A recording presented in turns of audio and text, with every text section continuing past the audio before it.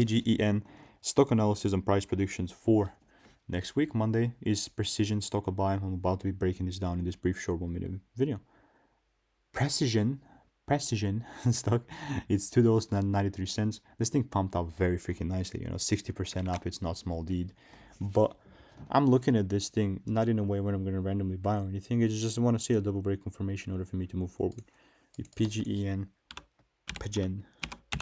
I've got about one receipt, and things are actually looking quite juicy, honestly. Like with this bigger pump up, when things like this occur, I'm just looking to squeeze the most juice that I can out of this, man.